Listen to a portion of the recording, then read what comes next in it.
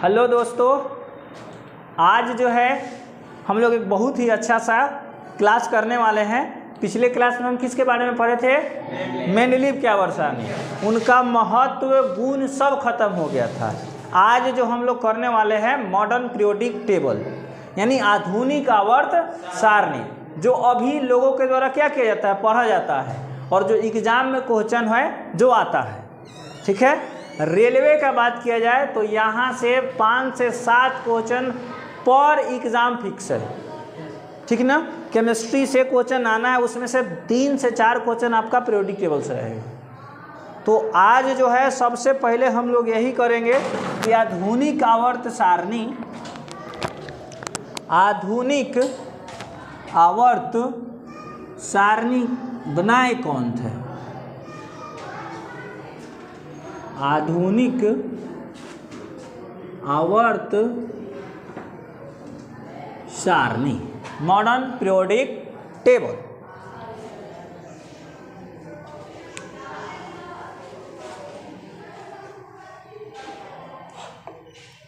तो देखिए, आधुनिक आवर्त सारणी जो था वो हेनरी मोसले, नाम तो सुने ही होंगे, नहीं नाम सुने तो सुनिए और याद कीजिए। हाँ, मोसले दादा, हाँ दादा कह सकते हैं। अब हम एक दिन डॉल्टन दादा कहे, आप उस दिन से दादा को छोड़ नहीं रहे हो।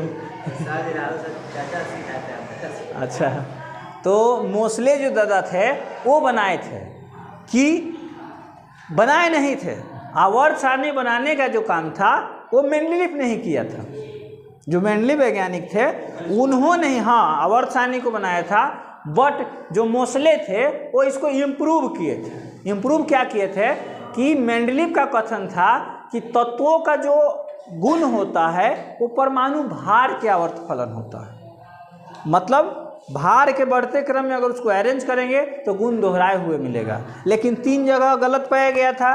एक कहाँ? आर्गन और पोटेशियम के पास, एक कोबाल्ट और निकेल के पास, एक कहाँ था जी? सेलेनियम की टेलुरियम, सेलेनियम और आयोडीन न कि टेलुरियम आयोडीन, टेलुरियम और आयोडीन के पास। 3 जगह गलत हो गया था।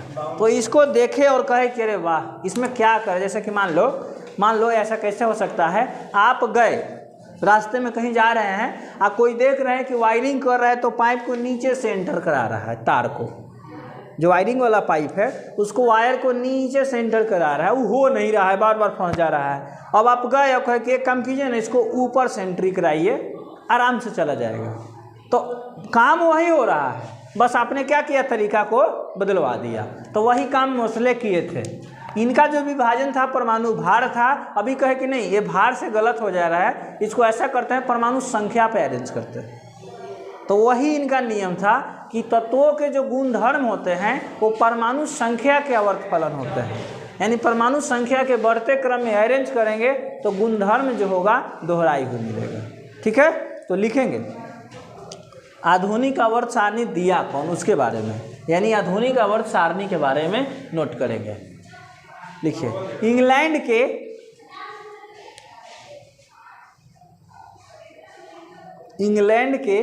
युवा वैज्ञानिक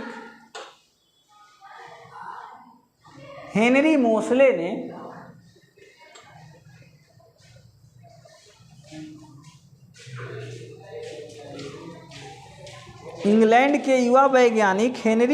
ने सन 1913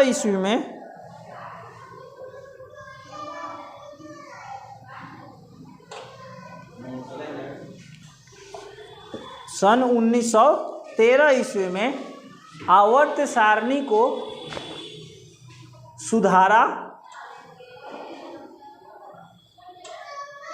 और उसे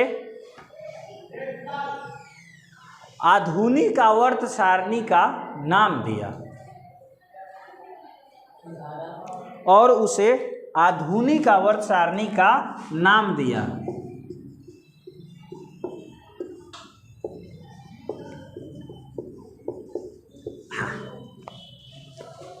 जो वैज्ञानिक आधुनिक आवर्त सारणी खोजे उनका नाम क्या है? हेनरी मोसले। हेनरी नहीं, हेनरी मोसले। ठीक है। और ये कहाँ के थे? इंग्लैंड के। आधुनिक आवर्त सारणी कब खोजा गया या कब बनाया गया? 1913 में।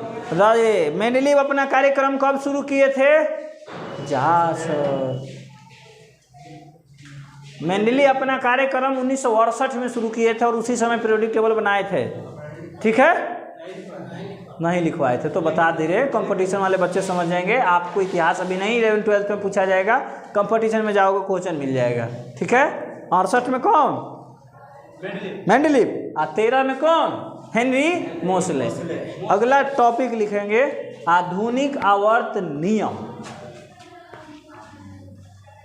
एगो याद है हम लोग आवर्त नियम पढ़े थे? अरे नहीं रे भाई, पिछले क्लास में मेंडलीव वाले में। आवर्त नियम क्या होता है? हाँ नहीं, आवर्त नियम मेंडलीव का ये था कि तत्वों के भौतिक और रासायनिक गुण जो होते हैं वो परमाणु भार के आवर्त फलन होते हैं। वही पाइप में वायर नीचे से जा रहा था, अब ऊपर से एंट्री करा दी है, तो लिखेंगे आधुनिक आवर्त नियम है।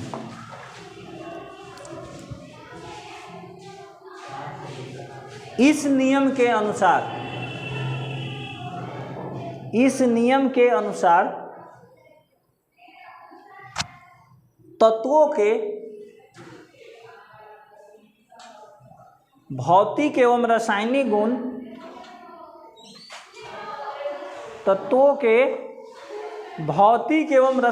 गुण उसके परमाणु संख्या के आवर्त फलन होते हैं।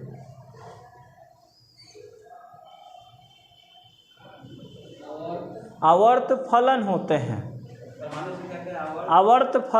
हैं।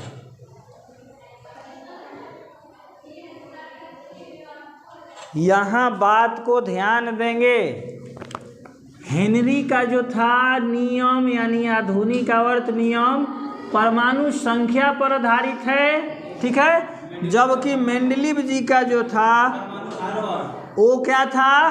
परमाणु भार पर आधारित था। यही मुख्य अंतर है। अर्थात लिखेंगे, अर्थात जब तत्वों को यही में सर, अर्थात जब तत्वों को परमाणु भार के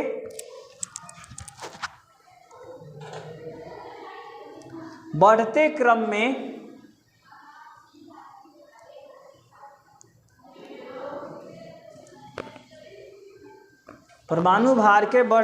में व्यवस्थित किया जाता है। परमाणु संख्या के ना, फिर आगे भार में परमाणु संख्या के काट दीजिए, माइनर मिस्टेक है, कोई ज़्यादा बड़ा मिस्टेक नहीं है। परमाणु संख्या के बढ़ते क्रम में व्यवस्थित किया जाता है। परमाणु संख्या के बढ़ते क्रम में व्यवस्थित किया जाता है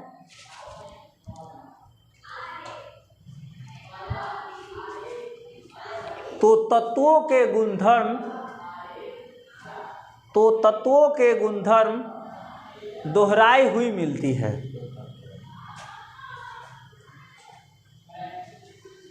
तो तत्वों के गुणधर्म दोहराई हुई मिलती है।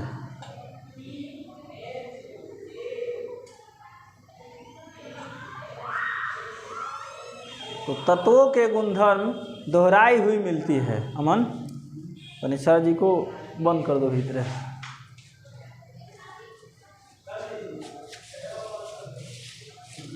कोई कहेंगे काम अपना करते हैं, बंद मेरा करवाते हैं। चलिए, क्या हुआ कि जो हेनरी मोसले जो थे वो विभाजन किस आधार पर किए?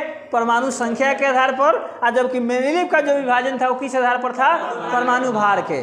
देखो ऐसा होता है, सारा जो समस्या था, इनका अपवाद था मेंडलीव का, वो खत्म हो गया। कैसे? आप देखो, एक बहुत अच्छा यहाँ कोट है, सुने हो? नहीं सुने हो? सुना दे, सुनो।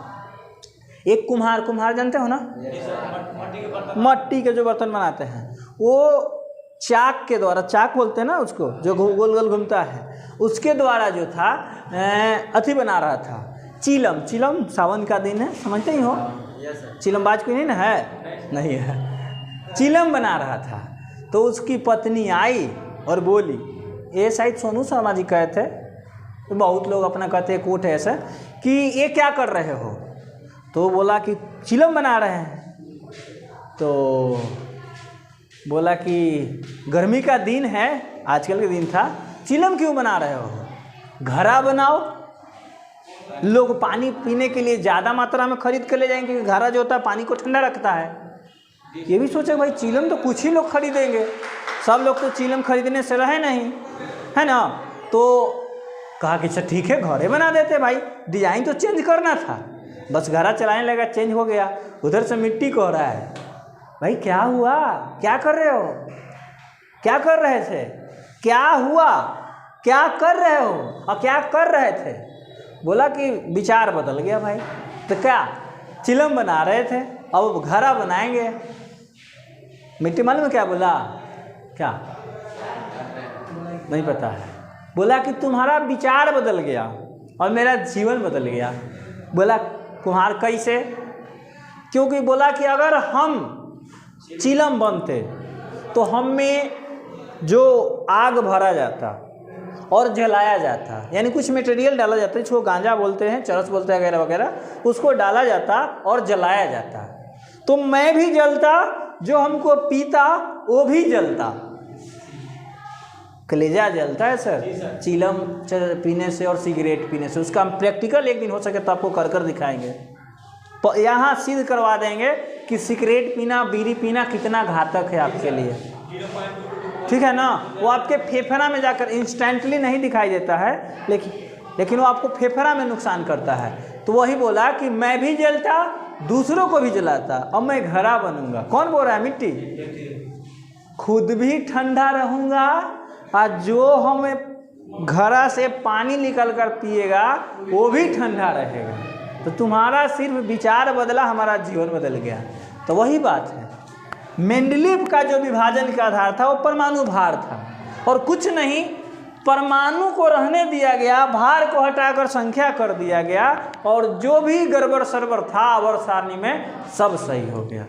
तो कभी कभी ऐसा होता है, मन बहुत व्याकुल हो, कुछ समझ में नहीं आ रहा है, क्या करे, तो कुछ नहीं करना चाहिए। जब बहुत मन व्याकुल हो, घर में भी टेंशन हो, बाहर यार दोस्त भी ताने मार रहे हो, बहुत कुछ समस्याएं हो, तो कुछ नहीं करना चाहिए। कुछ ऐसे जगह कहीं चले जाओ जहाँ कोई ना हो, ना आपके पास कोई ऑब्जेक्ट हो। आजकल ऑब्जेक्ट का मतलब मालूम है क्या, फ़ोन पास में ना हो। जब होता है ना कहीं घर से झगड़ा हो जाए या किसी दोस्त से झगड़ा हो जाए, कहीं हम लोग जाते हैं कि चलो अकेले छोड़ दो, लीव मी अलोन, लाइन बहुत सुने होंगे कृपया मुझे अकेले छोड़ दे, प्लीज़ लीव मी अलोन, मुझे अकेला छोड़ दीजिए प्लीज़, कृपया कीजिए। और अकेला में जाकर करता कहा है, मोबाइले चला रहा है। भाई तू अकेला कहाँ रहा। और देखो कभी जब भी आप बिना फ़ोन के, बिना लोग के अकेले कहीं बैठे रहोगे या कहीं टहलते रहोगे ना, आपका जो दिमाग है आपको खुद से बात होगा। आप देखो हमारा दिमाग हमसे आज क्या कह रहा है, ये नेचर क्या समझाना चाह रहा है। लेकिन ऐसा होता नहीं है, हम 5 मिनट भी कहीं फ्री होते हैं ना, अभी मान लो कोचिंग आ रहे हैं पढ़ाने या पढ़ने, हम ऑटो में बैठ गए हैं, 5 मिनट में फुर्सत में है ना, मोबाइल निकालेंगे, काम चालू।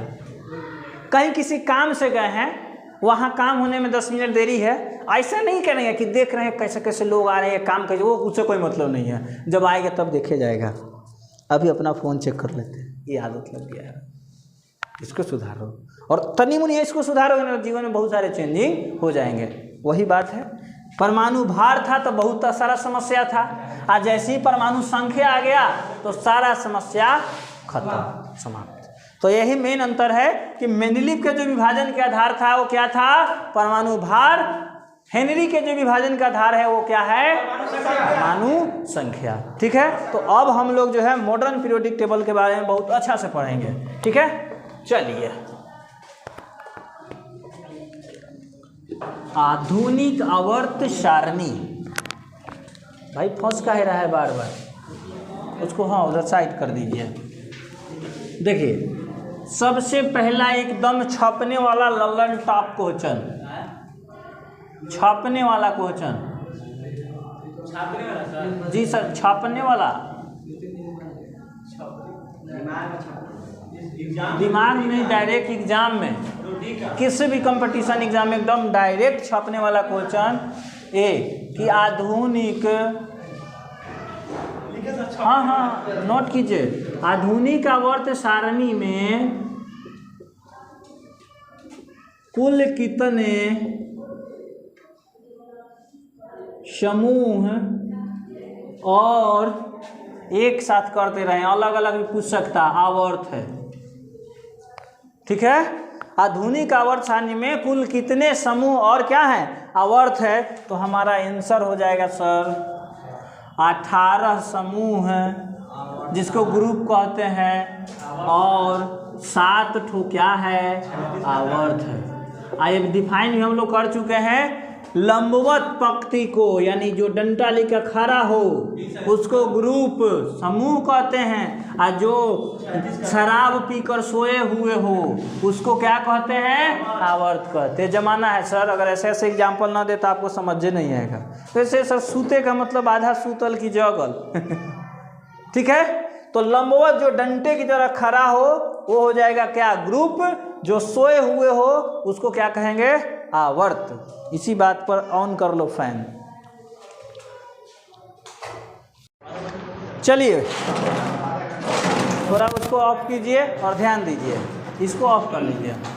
तो ये था हमारा क्या, आधुनिक आवर्त सारणी। नाम लिख दे ना, इका हम लोग बनाए हैं आधुनिक आवर्त सारणी, डिस्कवर बाई हेनरी, डिस्कवर ना कहेंगे, इम्प्रूव कहेंगे ना, क्योंकि ये बनाए खोजे नहीं थे बल्कि उसको क्या किए थे, सुधारे थे। देखिए तो आप कहीं से खरीदकर भी उस तरह से जैसे बोर्ड वहाँ चिपकाया हुआ है दीवार में, उसको समझ सकते हैं। पहले यहाँ ध्यान दीजिए, आधुनिक आवर्त जो सारणी था वो कितना था, 18 ग्रुप में था।